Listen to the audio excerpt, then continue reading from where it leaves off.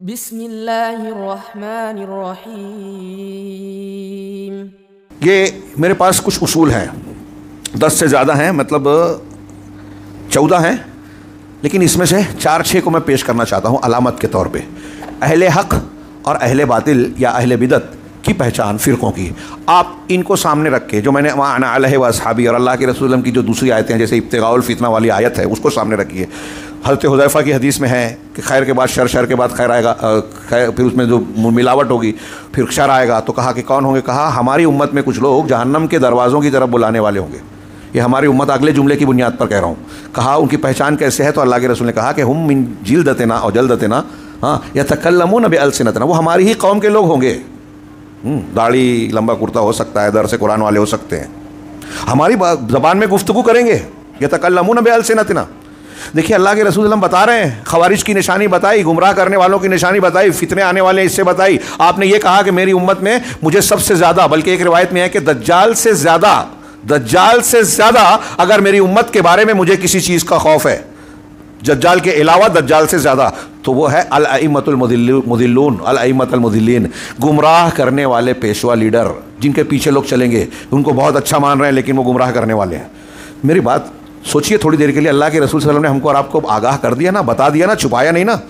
اب ہم کہتے ہیں کوئی ضرورت ہی نہیں ہے۔ ارے اللہ کے رسول نے ڈرایا ہے، بتایا ہے کہ گمراہ کرنے والے امام پیشوا لیڈر آئیں گے تمہارے بیچ میں، لوگ ان کے پیچھے چلیں گے، دھوکہ نہیں کھانا۔ مجھے دجال سے زیادہ ڈر ہے اس کا، دجال سے لوگ بہت گمراہ ہوں گے، ان سے نہیں ہوں گے، ہو رہے ہیں۔ تو پھر کیسے بچیں گے؟ اس قسم کے عناوین پر گفتگو کریں اور اخلاص کے ساتھ محنت کریں، اللہ سے دعا بھی کریں کہ اللہ ہمیں حق کو حق کی شکل میں دکھا اور باطل کو باطل کی شکل میں، اور اس کو حق کو قبول کرنے کی توفیق دے۔ یہ دعا بھی کرتے رہنا چاہیے۔ تو میں کچھ اصول کا تھوڑا سا ذکر کر رہا ہوں، چند اصولوں کا۔ اللہ کے رسول صلی اللہ علیہ وسلم اور صحابہ کے طریقے کی بنیاد پر اہل السنہ والجماعہ کے کچھ اصول ضابطے ہیں دین میں، آپ ان کو سامنے رکھیے۔ ایک یہ مثال کے طور پہ کہ جو اہل سنت والجماعت ہیں، ان کو پہچاننے کا طریقہ یہ ہے کہ آپ دیکھیں گے کہ دین کے اصول میں، عقیدے میں، دین کے اصول اور عقیدے میں بہت بڑی خصوصیت ہے، تفصیل کی ضرورت ہے لیکن موقع نہیں۔ دین کے اصول کے معاملے میں آپ کو اہل السنہ والجماعہ، اہل حق، قرآن و حدیث کو ماننے والے اہل الحدیث، رسول اللہ صلی اللہ علیہ وسلم اور صحابہ کرام کے زمانے سے لے کر آج تک، ان کے اندر عقیدے میں اتفاق نظر آئے گا۔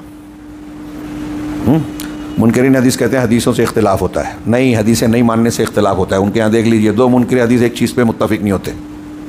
ایک رکعت نماز بتا دے قرآن سے، 2 لوگ ایک جیسی نہیں بتائیں گے، حدیثوں سے اختلاف ختم ہوتا ہے۔ عقیدے میں آپ دیکھیے، صحابہ کرام میں اگر کچھ اختلاف ہے نا تو وہ بنیادی کہیں نہیں ہے، ہلکا سا تشریحات میں کہیں ہوگا۔ عقیدے میں مجھے یاد پڑتا ہے ابو مظفر سمعانی نے کہا کہ آپ پرانے زمانے میں صحابہ، تابعین، محدثین کا زمانہ لے لیجئے، تبع تابعین کا، اور آج کے زمانے کے بڑے علماء کی کتابیں پڑھیے۔ آپ افریقہ کا کوئی اہل حدیث، اہل الحق، عالم دین ہے، سعودی عرب کا یا عرب دنیا کا ہو، امریکہ کا ہو، ہندوستان کا ہو، ان کی دونوں کتاب، عبارتوں کا فرق اور انداز الگ مل سکتا ہے، بات دونوں کی فرق نہیں ملے گی۔ یہ کوئی چھوٹی بات نہیں ہے۔ کیوں ان کے یہاں اختلاف نہیں ہے؟ ان کے یہاں اختلاف کیوں نہیں ہے عقیدے میں؟ اس لیے کہ عقیدے کے معاملے میں سب کا اصول یہ ہے کہ قرآن و حدیث کے بغیر ہم کسی سے نہیں لیں گے۔ جب وہ قرآن و حدیث سے لیتے ہیں تو اتفاق ہے۔ اور جو اہل بدعت ہیں، آپ دیکھیں گے کہ ایک ہی گروہ کے، ایک شیعہ کا گروہ دوسرے شیعہ کو کافر کہتا ہے، خارجی اپنے گروہوں کو کافر کہتے ہیں۔ یہی حال آپ کو دنیا کے جتنے بدعتی گروہ ہیں، یہ خارجی اور شیعہ کا نام میں نے لے لیا۔ ہمارے یہاں احناف میں دیوبندی بھی ہیں، بریلوی بھی ہیں، بریلوی دیوبندیوں کو کافر کہتے ہیں، دیوبندی بریلیوں کو کہتے ہیں، ہے ان کے یہاں شرک ہے، لیکن ہم پارٹیکولر نہیں کہتے، اس کا اصول ہے، ضابطہ ہے۔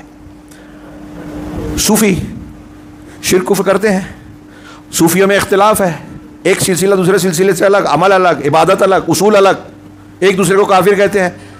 ایک ہی سلسلے میں اہل علم نے لکھا کہ ایک پیر صاحب دوسرے پیر صاحب کے معتقدین کو کہتا ہے میرے ماننے والے اس کی نہ مانے، اس کے ماننے والے وہ چاہتا ہے، اس کا پیر چاہتا ہے کہ میرے اس پیر کے پاس نہ جائیں۔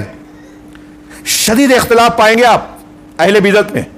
تو اہل حق کی ایک پہچان عقیدے میں اتفاق، اہل باطل کی ایک پہچان کہ عقیدے میں بھی ان کا معاملہ الگ الگ ہے۔ اور یہ آپ کو بدعت کیوں؟ اس لیے کہ جب قرآن حدیث کو مصدر نہیں مانا تو پھر جس کو جیسے سمجھ میں آ رہا ہے کر رہا ہے۔ آپ دیکھیے بدعتوں میں ابھی 12 ربیع الاول، 9 ربیع العید میلاد منائی جاتی ہے ہندوستان، پاکستان، اہل بدعت کے بیچ میں۔ تو ہر جگہ بنانے کے کچھ نہ کچھ آپ کو الگ طریقے ملیں گے. میں نے سنا ہے برہان پور میں عید میلاد کی خاص نماز ہوتی ہے, نماز عید میلاد, وہ بھی مغرب بعد دریا کنارے. سنا ہے آپ کے یہاں نا, ہنسی آ رہی ہے, کیوں آپ نہیں جانتے؟ یہ اہل بدعت کا دین کے تشریح کے سلسلے میں اختلاف, خود وہی ان کے لوگ دوسری جگہ نہیں مانتے وہ بات, یہاں الگ اور وہاں الگ. بدعت کے آپ کو الگ الگ رنگ نظر آئیں گے, تلون نظر آئے گا. چنانچہ دوسرا یہ میں نے بہت شارٹ میں بولا ہے, دل چاہ رہا ہے اس پہ اور بولوں, بہت اہم ہے, لیکن آگے بڑھتے ہیں. دوسرا کہ اہل حق جو ہے وہ دعوت و تبلیغ کا جب کام کرتے ہیں, تربیت کا کام کرتے ہیں, میں اس میں ایک اضافہ کر رہا ہوں, جو لکھا ہوا ہے ایک کتاب کی فہرست سامنے رکھ لیا میں, میرے موضوع سے متعلق مجھے ٹھیک لگا. تو تربیت کرنی ہے آپ کو, بچے کو اگر تربیت دینی ہے, ہمارے گھر میں کوئی عورتیں اور خواتین ہیں, ان کو دین سکھانا ہے, تو کہاں سے شروعات کرتے ہیں اہل حق؟ جی جواب دیجئے. ہاں جی, قرآن حدیث, لیکن چیز کیا بتانا ہے سب سے پہلے؟ توحید. ماشاء اللہ, یہ دیکھیے اہل حق ہے. یہ آپ اس کو, میں مذاق نہیں کر رہا ہوں, معمولی بات نہ سمجھیں, یہ انبیاء کا طریقہ ہے. ہم بار بار پڑھتے ہیں قرآن کو, لوگ تلاوت کرتے ہیں کہ حضرت انبیاء کرام جب آئے قوم میں تو پہلی دعوت کیا دی؟ توحید کی دی. اگر قوم نے توحید کو نہیں مانا تو دوسرا سبق نہیں دیا. اگر آپ کی توحید ہی نہیں ٹھیک ہوئی تو نماز چلے گی کیا؟ پھر فضائل کس کام کے؟ نماز قبول ہی نہیں ہوئی تو فضیلت کہاں ملے گی جب آپ شرک کر رہے ہیں؟ اللہ شرک سے بچائے. ہاں, تو اللہ کے انبیاء, تمام انبیاء کا اور جناب محمد رسول اللہ صلی اللہ علیہ وسلم کا سب کا طریقہ توحید کے ذریعے سے دعوت کا آغاز, اصلاح کا آغاز. بچوں کو آپ سکھاتے تھے, یا غلام ہو احفظ اللہ یحفظک, احفظ اللہ تجدہ تجاہک, ہاں, اذا سألت فاسأل اللہ واذا استعنت فاستعن باللہ. حضرت ابن عباس کی روایت آپ نے بارہا سنی پڑھی ہوگی. اللہ کو یاد رکھو, اللہ تمہیں یاد رکھے گا. اللہ کو یاد رکھو, اللہ کو اپنے سامنے پاؤ گے, اور مانگو تو اللہ سے, مدد چاہو تو اللہ سے. کسی پیر بابا قبر اور آستانے پہ نہیں جانا, کسی کے آگے ہاتھ نہیں پھیلانا, اللہ سے مانگنا. دنیا میں کوئی حاضر موجود شخص ہے, طاقت رکھتا ہے, جیسے آپ موجود ہیں, میں کہوں پانی پلا دیجئے, تو یہ استعانت نہیں ہو گئی. یہ قدرت رکھنے والی چیز سے ہم کسی انسان سے اگر مطالبہ مدد کا کر رہے ہیں تو یہ شرک نہیں ہے. جس کام کی انسان طاقت نہیں رکھتا اس کو مانگنا, جو غائب ہے, مر چکا ہے, اس سے مانگنا شرک ہے. اور آج کتنے لوگ یا شیخ عبد القادر جیلانی, یا علی, یا فلاں بابا, یا فلاں, اس طرح پکار کے دعا کرتے ہیں. شرک اکبر کر رہے ہیں, شرک اکبر.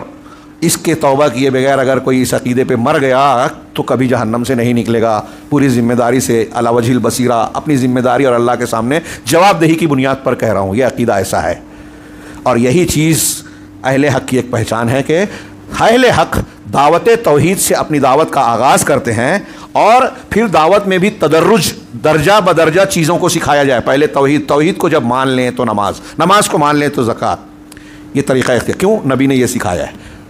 اشارہ کروں بخاری مسلم کی مشہور حدیث, حضرت معاذ کو جب یمن بھیجنے لگے تو آپ نے کہا کہ انک تاتی قوما من اہل الکتاب, ہاں, کہ آپ اہل کتاب کی ایک قوم کے پاس آ رہے ہو, پہنچ رہے ہو. فلیکن اول ما تدعوہم الیہ شہادۃ ان لا الہ الا اللہ وانی رسول اللہ وفی روایت ان یوحد اللہ, کہ آپ ان اہل کتاب کو سب سے پہلے جس چیز کی دعوت دینا وہ لا الہ الا اللہ کی گواہی, اور ایک روایت میں ہے کہ توحید کی گواہی. فَإِنْهُمْ أَطَاعُوكَ لِذَلِكَ, اگر یہ مان لیں, اللہ کے رسول صلی اللہ علیہ وسلم فرما رہے ہیں, سیکھیے.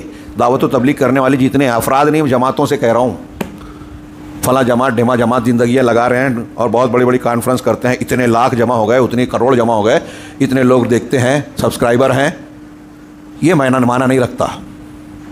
اللہ کے نبی صلی اللہ علیہ وسلم کی دعوت کے مطابق آپ کی دعوت ہے کہ نہیں, یہ معنی رکھتا ہے, تب نتیجہ ملے گا, فیض برکت ہوگی. اللہ کے نبی صلی اللہ علیہ وسلم نے کیا کہا, جب یہ مان لے, یعنی توحید مان لے, توحید و رسالت کو مان لیں گے, فَأَخْبِرْهُمْ فَإِنْهُمْ أَطَاعُوكَ لِذَلِكَ فَأَخْبِرْهُمْ أَنَّ اللَّهَ افْتَرَضَ عَلَيْهِمْ 5 صلوات فِي كُلِّ يَوْمٍ وَلَيْلَةٍ.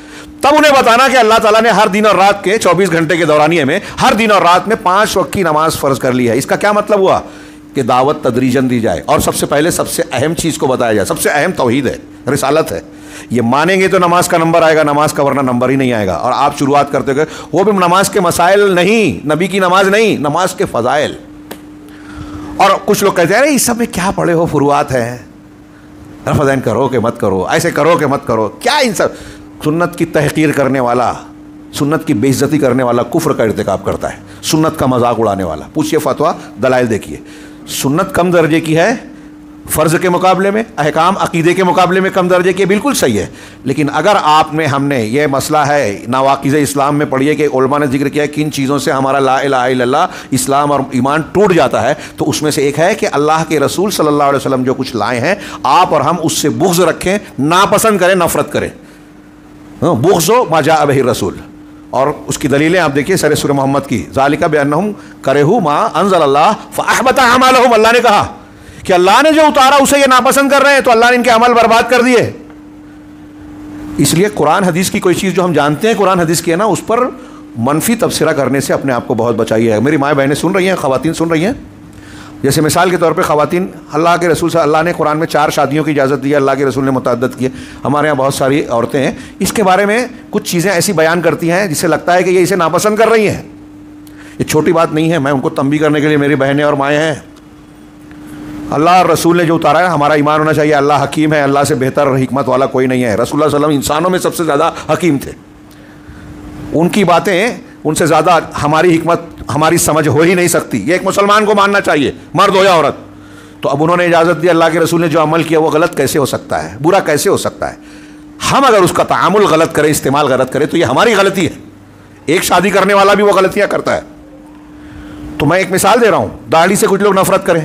اگر آپ نفرت کرتے ہیں، داڑھی نہ رکھنا ایک گناہ ہے، لیکن اس سے نفرت کرنا اعمال کو برباد کرنے، ایمان کو توڑنے کی وجہ ہو سکتی ہے. غور کرنے کی بات ہے. تو بہرحال یہ دعوت کا کام توحید سے، میں اس پر اکثر کہتا ہوں اور پھر آج دہرا رہا ہوں کہ روئے زمین پر آج کی تاریخ میں آپ بہت سارے جماعتیں ہیں، گروہ ہیں، صوفی ہیں، فلاں جماعت ڈھما جماعت نام نہ لوں میں، سمجھ لیجئے آپ ان کو دیکھ لیجئے. اس میں اکیلی اہل حدیث جماعت مجھے نظر آتی ہے، اور اگر کسی کو نظر آئے تو مجھے بتا دیجئے، جو توحید کی دعوت کو سے شروعات کرتی ہے، سب سے زیادہ اہمیت دیتی ہے، شرک کا رد کرتی ہے، کھل کے رد کرتی ہے، شرک کو کسی طرح برداشت نہیں کرتی. السلام علیکم. ویڈیو پسند آنے پر اپنے دوستوں کے ساتھ واٹس ایپ اور سوشل میڈیا پہ ضرور شیئر کریں.